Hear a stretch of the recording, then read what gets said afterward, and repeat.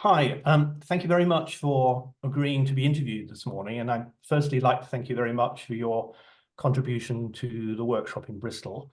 And there you spoke about your ideas about love in participatory arts practice, and you supported the story threads.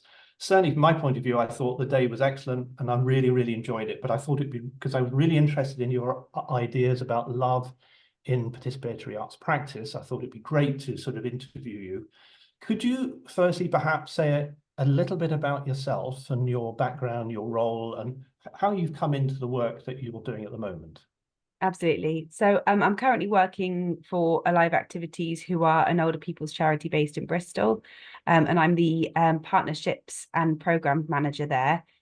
So my career started, I studied theatre and education, and I started work in alternative education. So working with young people at risk of exclusion. So leading an alternative arts provision for children who are on the fringes of the education system. I then went into participatory theatre and worked for a NPO, National Portfolio Organisation, children's theatre company, leading their participatory department. So working with youth theatre groups and looking at ways of elevating youth voice in theatre making. And then from there, I went on to co-found a intergenerational arts organisation. So looking at we developed a unique model of intergenerational practice, and then from that grew a company which is still running today, which is called Wildwood Arts, based in the Forest of Dean. And that's a community arts and an intergenerational specialist company. And I have also been a freelance producer, so working for various community arts and children's theatre companies, developing responses, particularly around well-being, creative health, and then leading into my work at Alive Activities, focusing on older people. Thank you. So it must be a really rewarding occupation. Given your background, it must be incredibly rewarding what you do. Yes, absolutely. Could I ask you a little bit about your work on love and participatory art practice? Where did you come across it? Was it something just through observation, or is it something that you've developed, or is it a long-term interest? So it's a long-term interest. So it began a lot of my work with children and young people. I found that I was often an adult in the room who was providing grounding and connection in a way that seemed to be really regulating through the participatory theatre practice that I was working in, and experimental visual arts.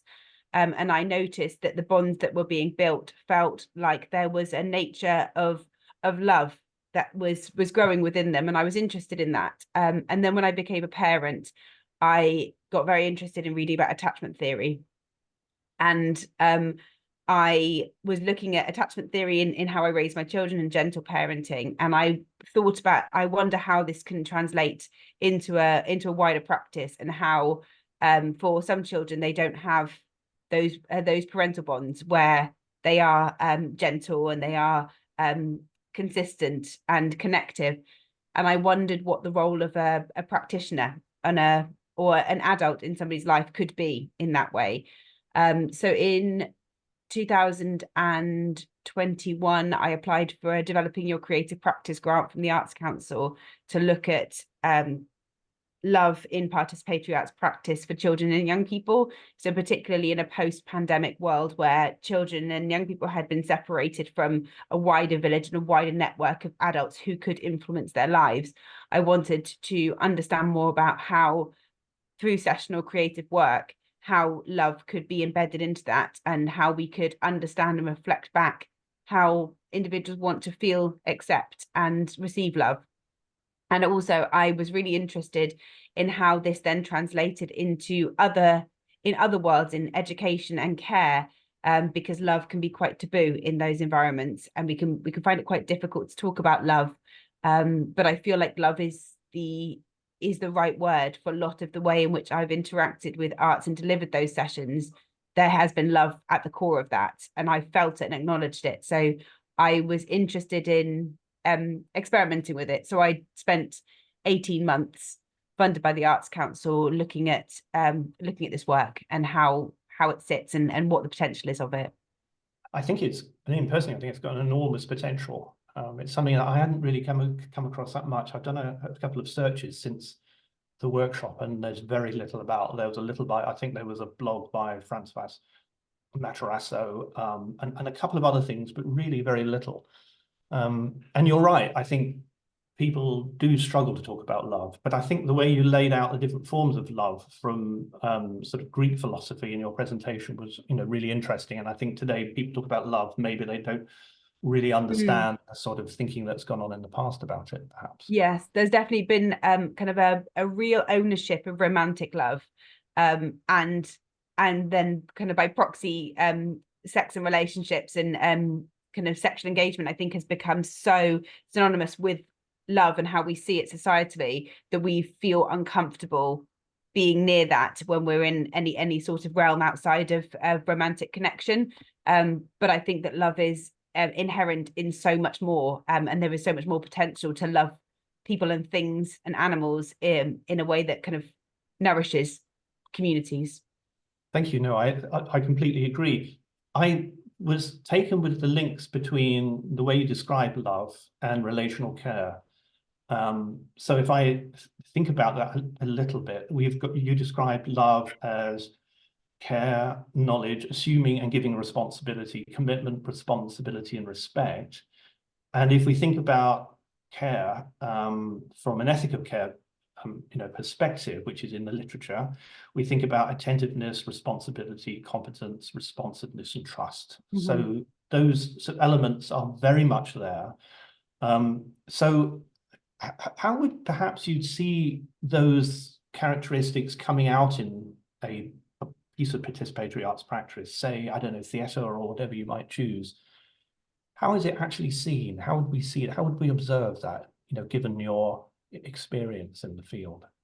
I think part of it is kind of looking at process-driven creative practice. So that's something that I'm really passionate about, is kind of ensemble work or a community of makers and doers where everybody has a contribution that they can make. So I think lots of people feel like arts and culture might not be for them because it feels like it's held by people who have maybe an inherent talent or authority. And I think that when you open that up to a collaborative process, which is exactly what community or participatory arts is, it leaves room for those opportunities to develop commitment in individuals to each other and to creative process, the sharing, exchanging of knowledge, building trust within a group.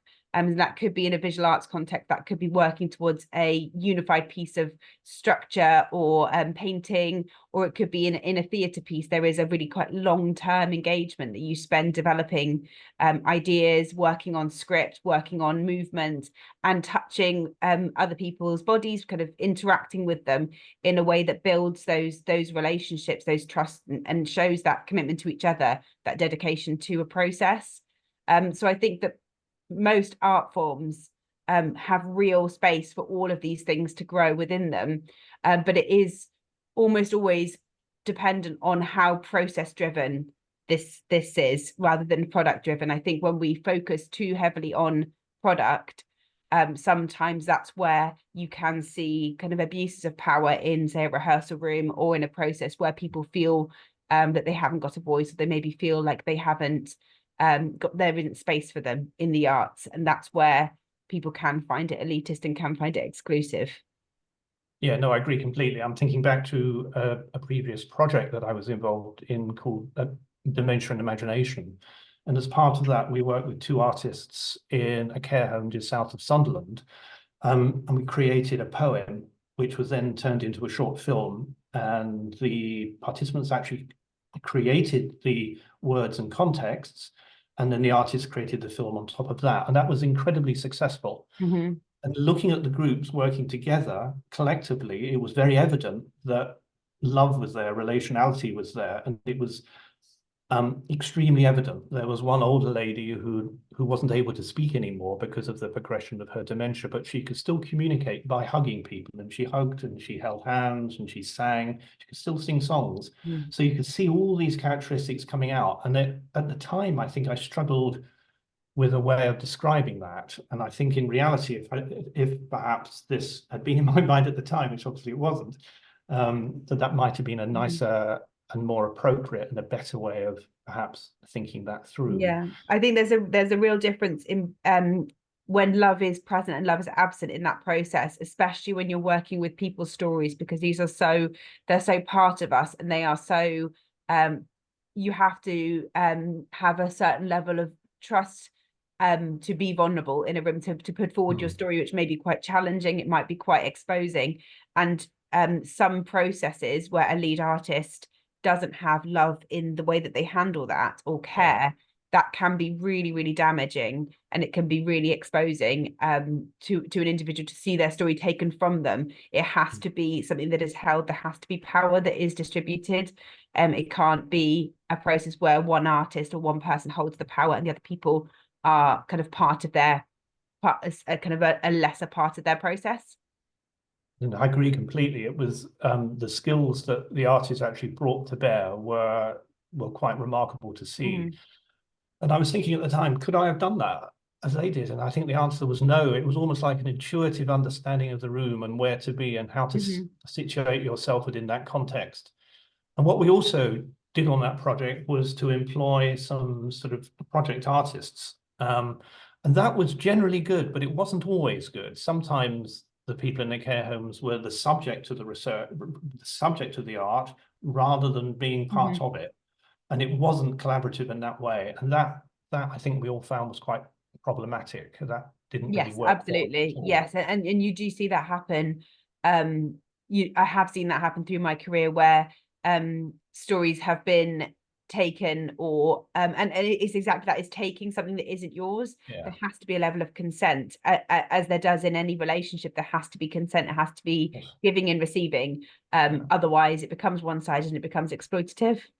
Yeah, and I think that's at the heart of relational care, I think, isn't it, in a way, that, you know, those pictures of a younger person with their arm round the shoulders of an older person who has dementia or is unwell, it's just absolutely awful. It makes me want to spit each time I see it. It's absolutely dreadful.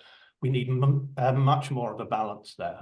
The older person makes a contribution. They're not the passive recipients of care. They actually have to be able to play a role in this, and they can. They're perfectly capable of playing a role within that relationship. One of the things that we're often asked about is, how do we demonstrate the value of what we do? And I've spent, in a way, the last 25, 30 years thinking about ways of trying to articulate that. And I can't claim really to resolve that problem.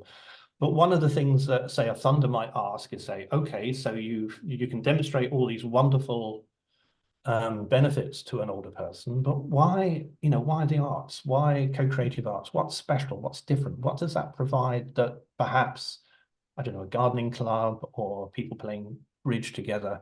Because there is also going to be care within that context.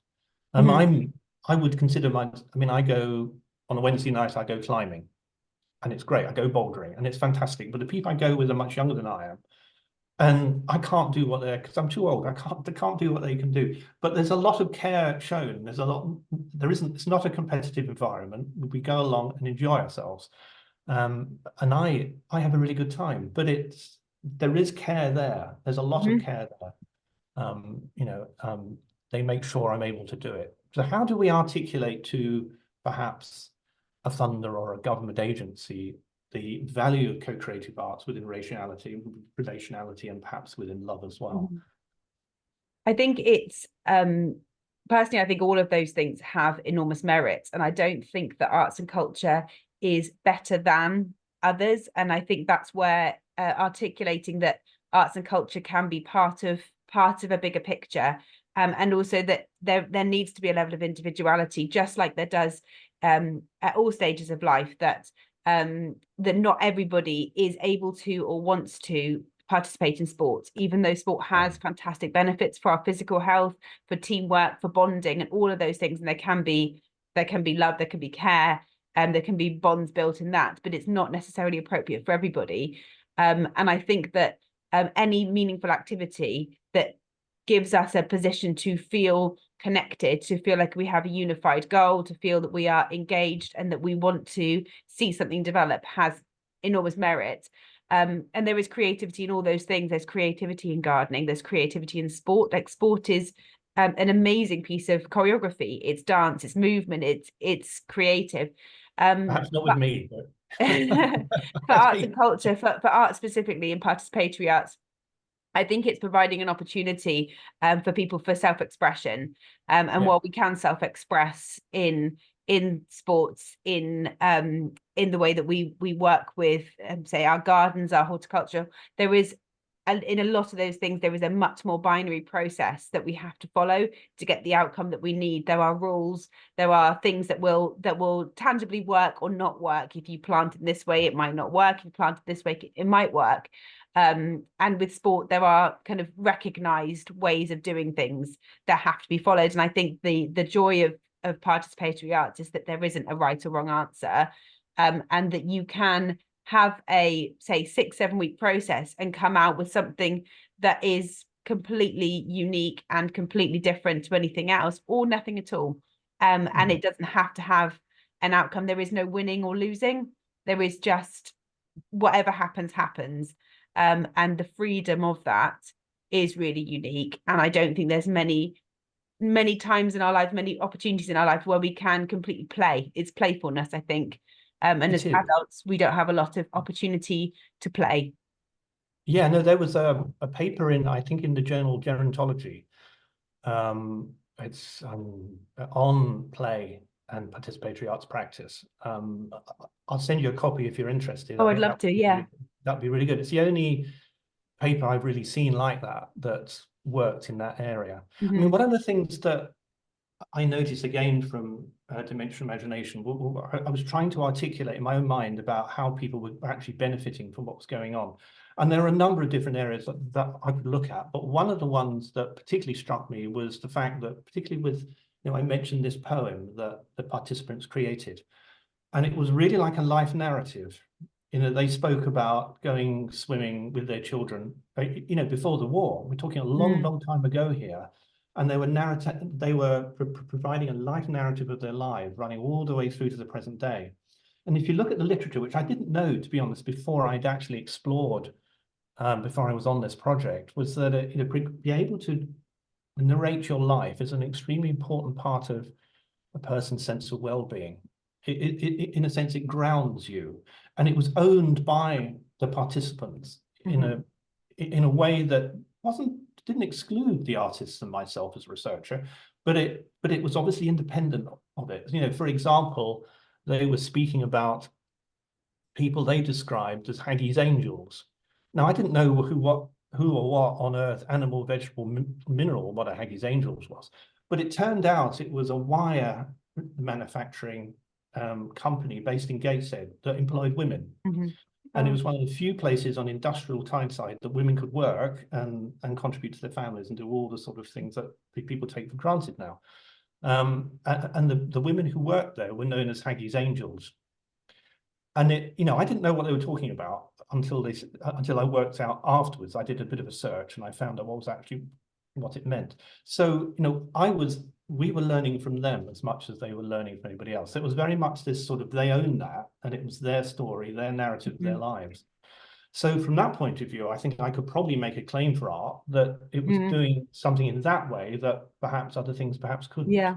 I think there's the legacy there as well, in the if we look kind of historically at who is remembered through the arts, it feels like these are people of note, these are people of huge importance that we have taken the time to create art about and to remember them through poetry, through music, and through painting.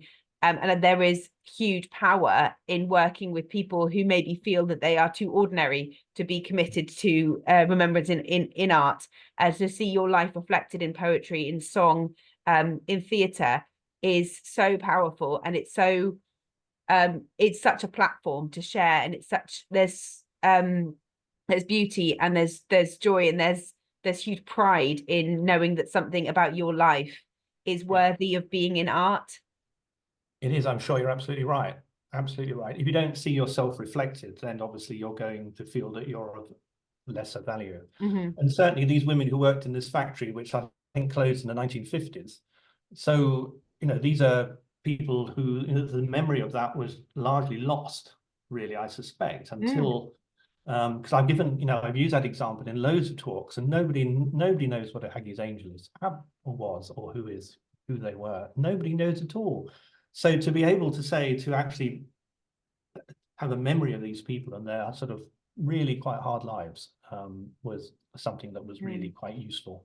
With the practice of my company, Wildwood Arts, one of the aims of our work was to champion seldom heard voices through arts in that way. And I think there's telling those untold stories and preserving them and celebrating them is so important.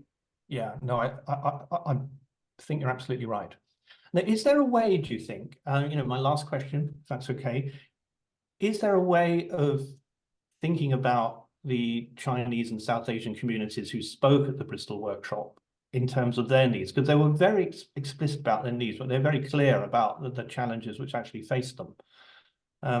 Is there a way of harnessing co-creative arts and thinking about love to actually support them? And I think you can see it. I think you can see love as on a number of different levels, can't you? You can think of it in a societal level. It doesn't have to be within an activity. You can think of it within organizations. You can think of it as a guiding principle behind the way that organizations function. And you can obviously see it as a one-to-one and a group level as well. So you can see it at all these levels. Is there any way of thinking, do you think, about these principles within the needs that they expressed? And I know that's not an easy thing necessarily to respond to on the hoof, but I was just wondering about that.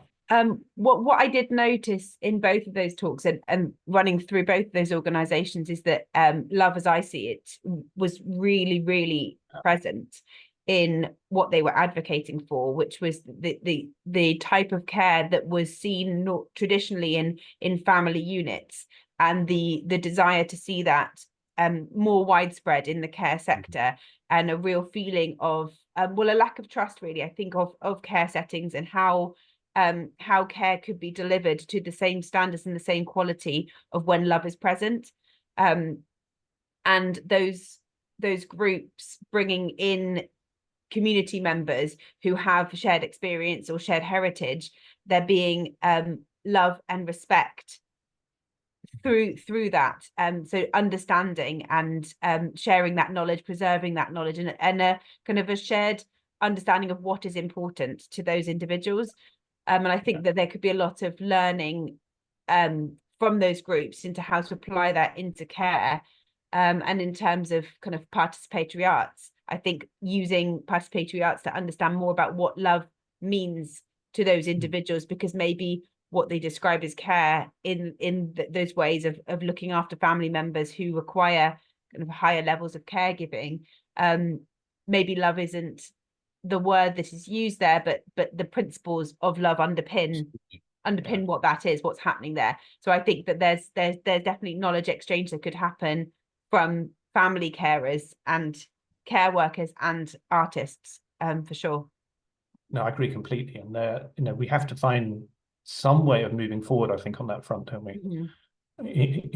In order to make people's lives better. And there's a lot of need there. Absolutely, there is. So thank you very much. Thank you. I've loved it. It was really good. It was nice. Oh, thank you. It was really, really lovely to talk to you.